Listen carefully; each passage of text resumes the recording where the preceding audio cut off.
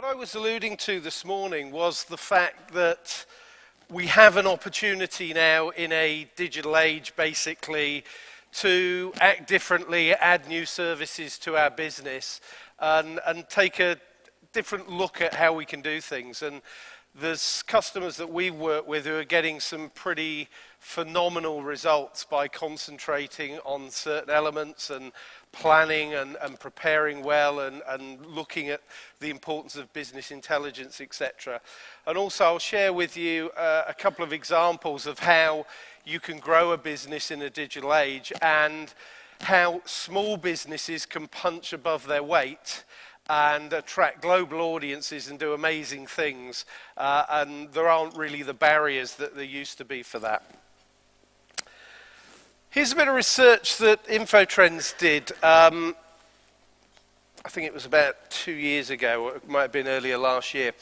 And they asked the question about, well, when's the right time to transform your business? And essentially, what are printers thinking about when it comes to that? And it's kind of interesting, really, if you start looking at these stats, because those who know they need to start but haven't yet started, and the ones just focusing on print and the ones who just aren't doing anything at all and no intention of doing anything, that is over 60% of the market. So actually, you don't need to do an awful lot to kind of get into that top 40% of the market and get in a position of actually growing your business in a sustainable way.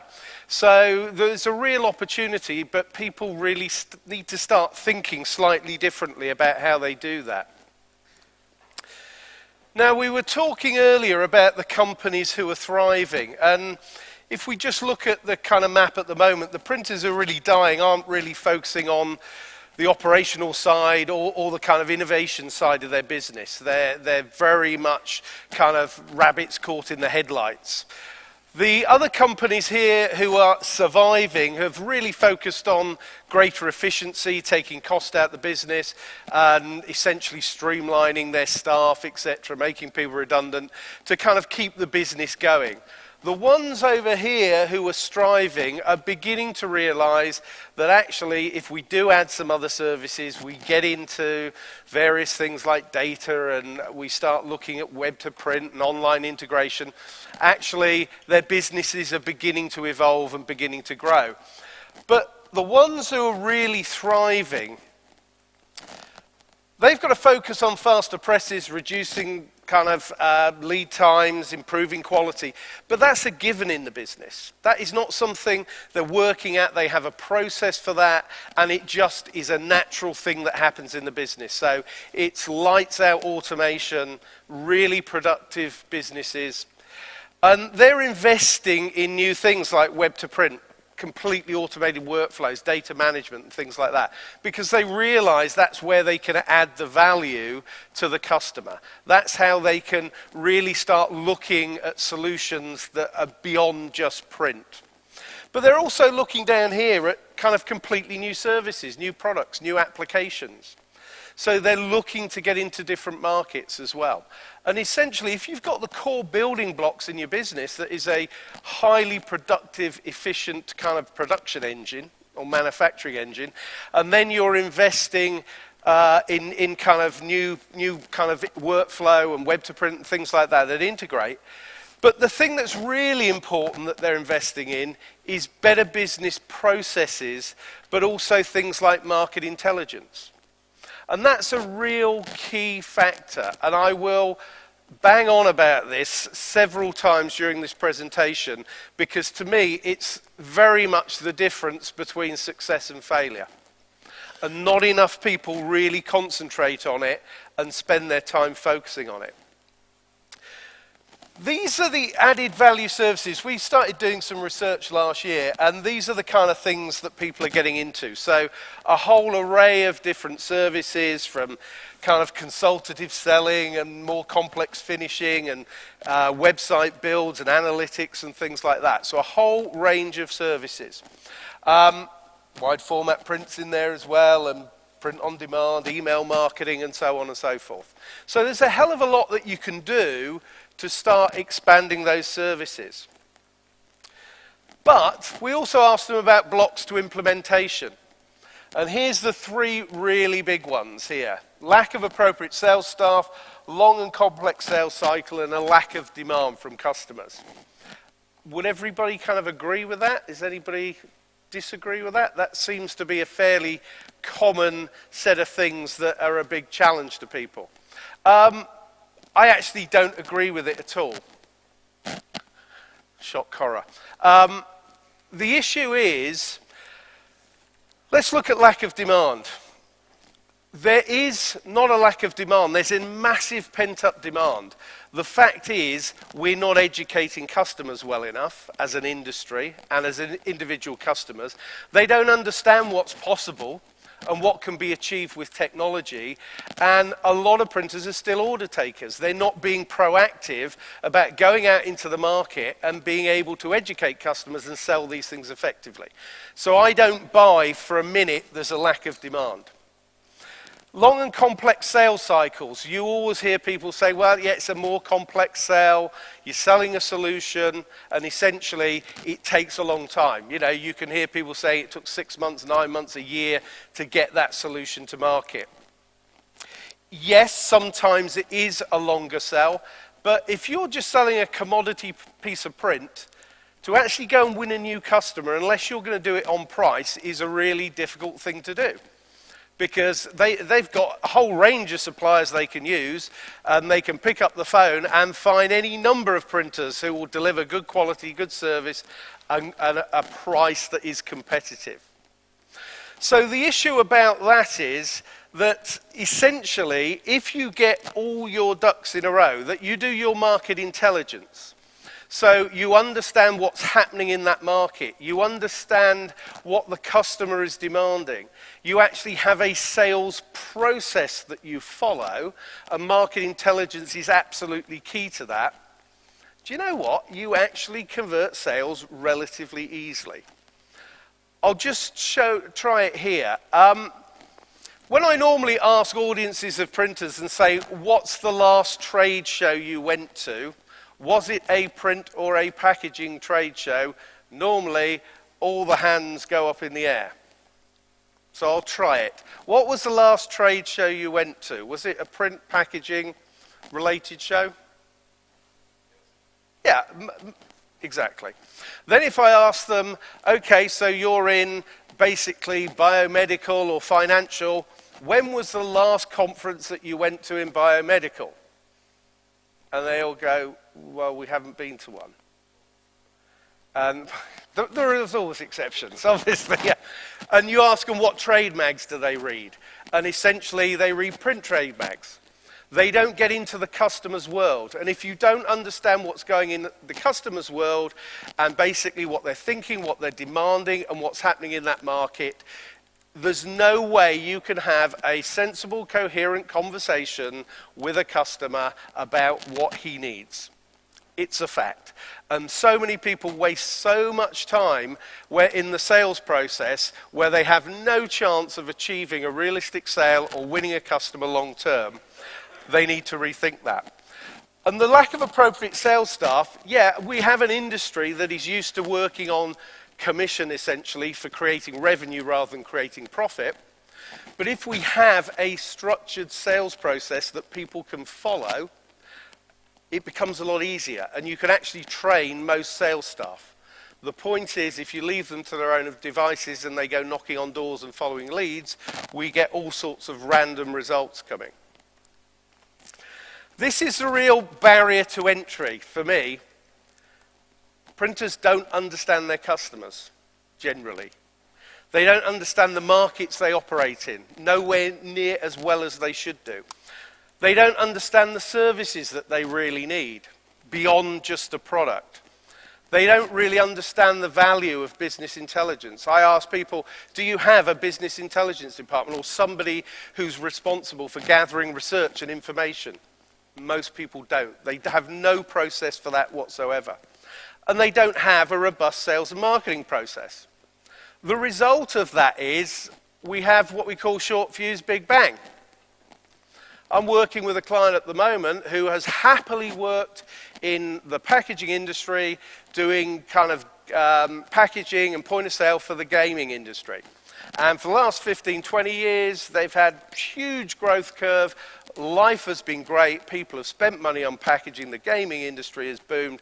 Life's great. Only 18 months ago, it all went into the cloud.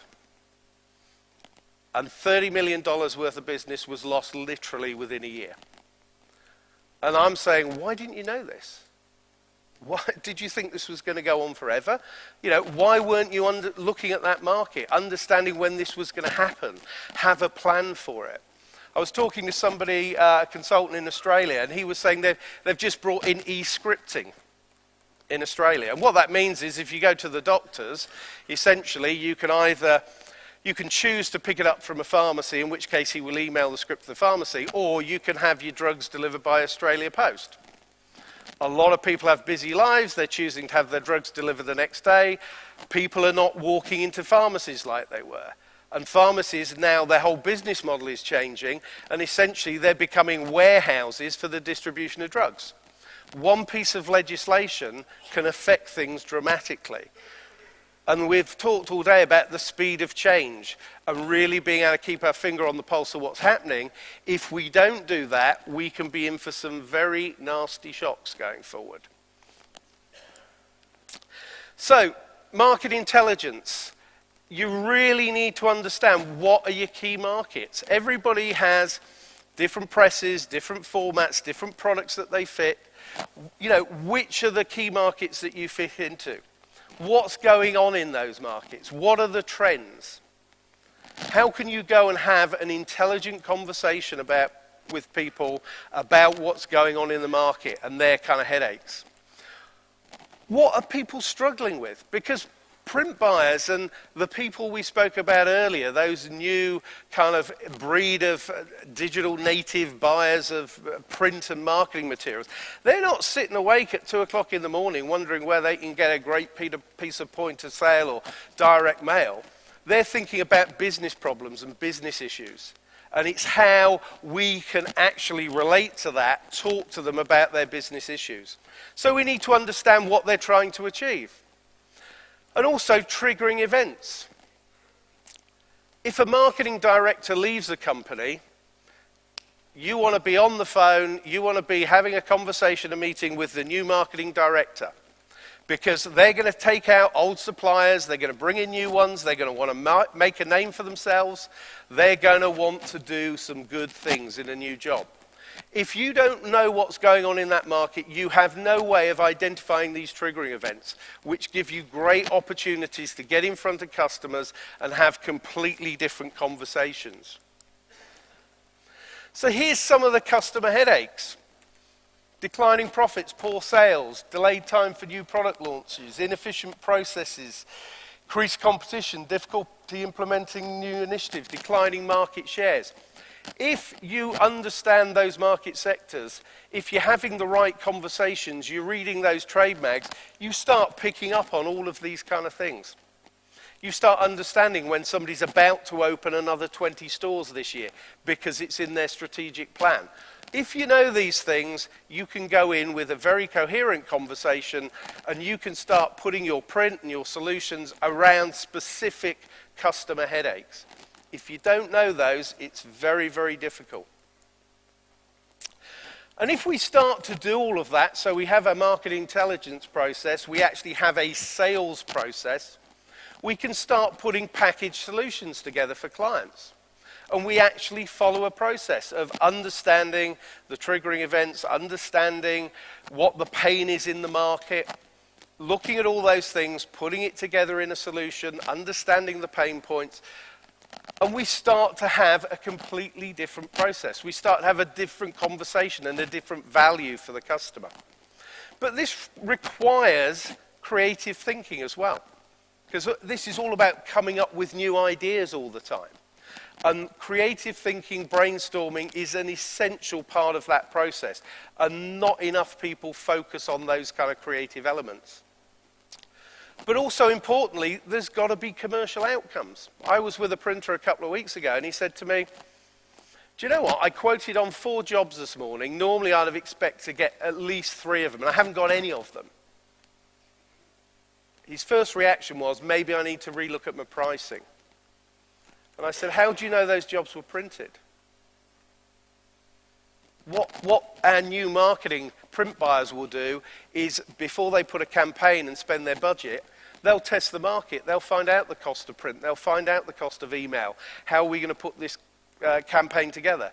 So they may have asked for a price for the print, but have no intention of actually getting it printed. Or print will be part of the campaign, but it could be digital print. It could be personalized, and it could be later in the campaign. So we need to think about all of those things. And also, there's different buying criteria. Often now in campaigns and things like that, we need to satisfy not only a marketing director and a buyer, but also the financial director, the CEO. If we understand the pain points at different levels in the business and what that means for the different buying influences, we can start putting a solution together that satisfies all of these people. And quickly, jobs get signed off, campaigns get signed off.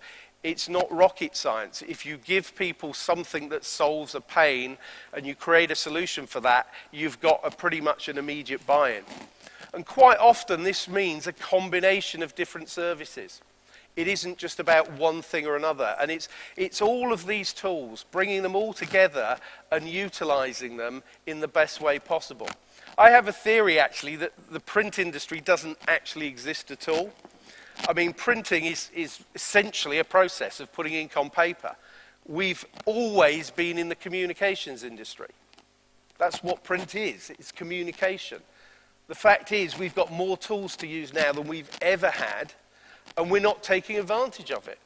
We're not really using all the tools we've got to communicate and basically integrating those with print to create more value. And this is, I guess, a perfect example of what we mean about creating those solutions.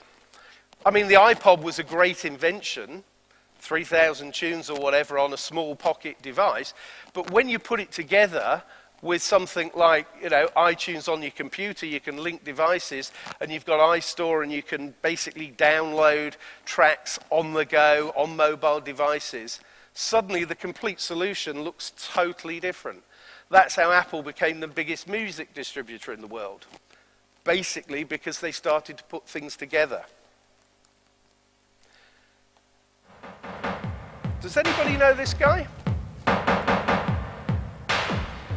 Please put your hand up. There's normally one person in the audience who knows who it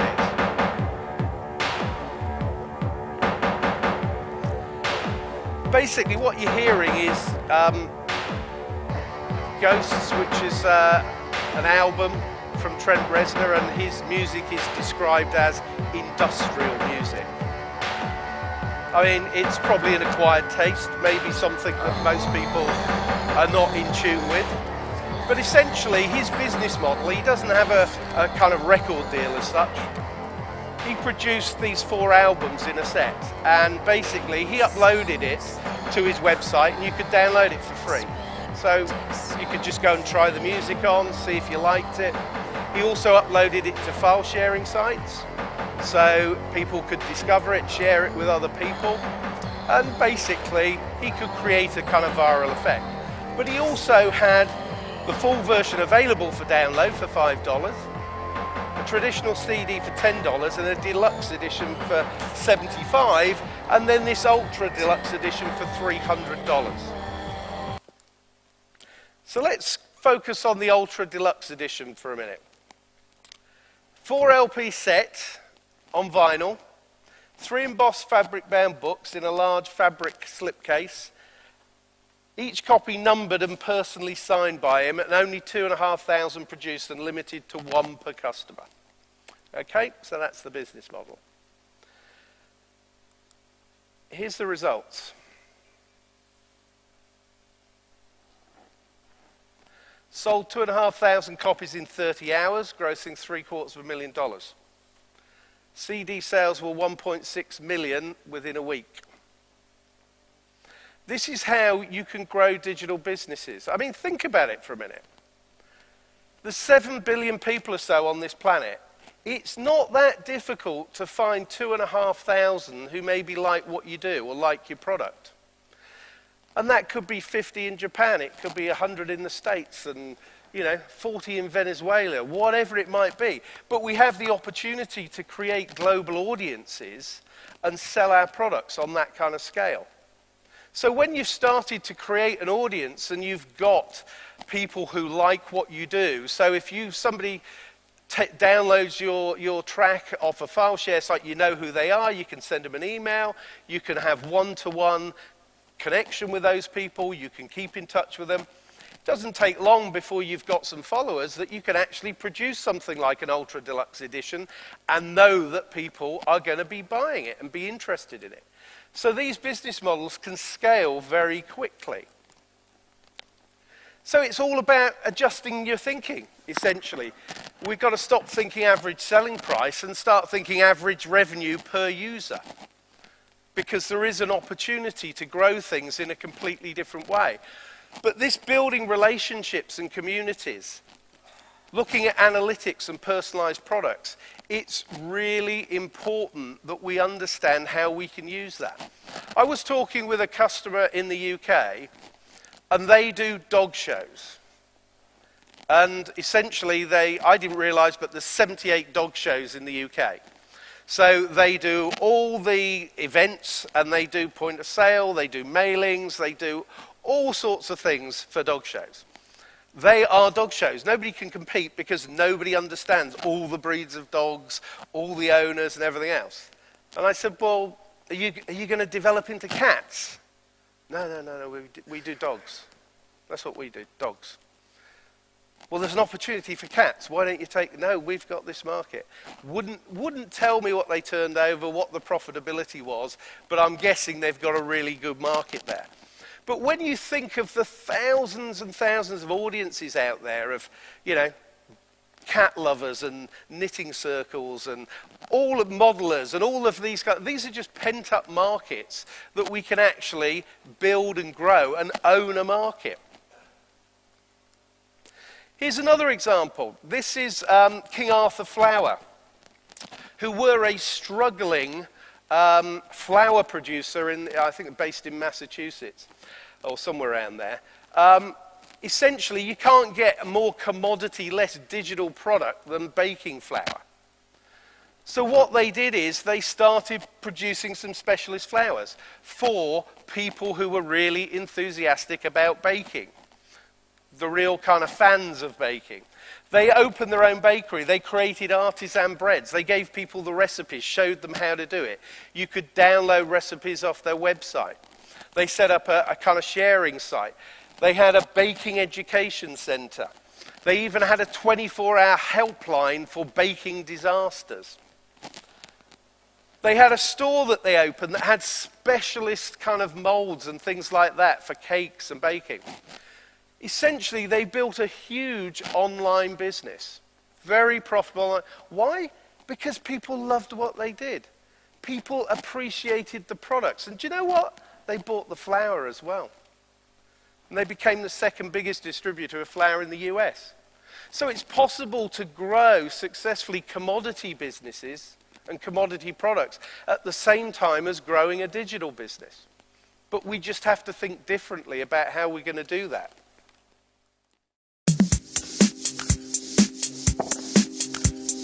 Contour, the world's biggest dance music label, wanted to promote the new Boris Dlugosch track to the advertising industry. But the target audience, agency creative directors, notoriously ignore promo CDs. So for their mailing, Contour used what all good DJs use to grab their audience: real vinyl.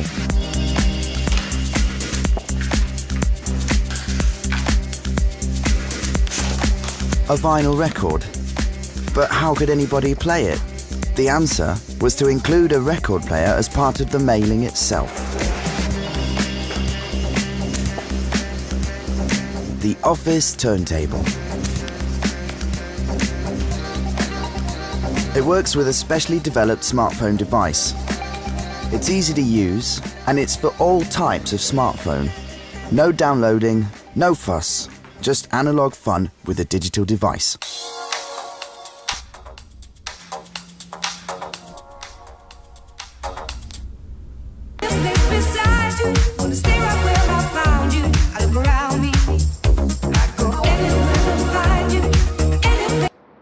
Try to walk.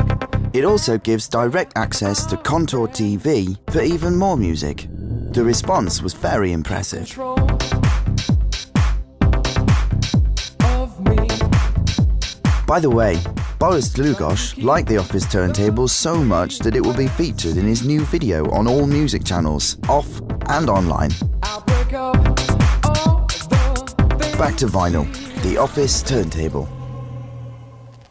How cool's that? It's the combination of factors. You know, it's using print and what we're good at, but it's actually connecting it with a lot of other technologies that are out there. When we do that and we create the wow moments like that, people spend their marketing dollars. Actually, it becomes a lot easier to explain to people what you're doing. And when you get those kind of results to back things up, the commercial outcomes, the solution has a purpose to it. It's not a gimmick. It's about actually getting people, in that case, to listen to the CDs, but it can be to increase product sales and things like that. And when it works and you get these things lined up, it's truly remarkable what can be achieved. But there's some fatal flaws in all this. And going back to some of the stuff we mentioned earlier, we've got to really, most people have a lack of expertise in marketing across media, but we've got to get over that. This stuff isn't difficult, it's different. It's no more difficult than color management or putting an MIS system in or anything else. It's just different. And we have to accept, or maybe not, the fact that we need to learn these new skills. Lack of dedicated IT resources can also often be a kind of an issue that challenges people. So we need those things. The creativity. With all of these things, the creative element is the really important bit. Not the technology and how it's delivered, it's the creative part. And again, research, planning, things like that are really important in these things to get it right. Having that robust sales process of the market intelligence through the idea to be able to sell it to the client. If it's compelling enough, you get a sale at the end of it.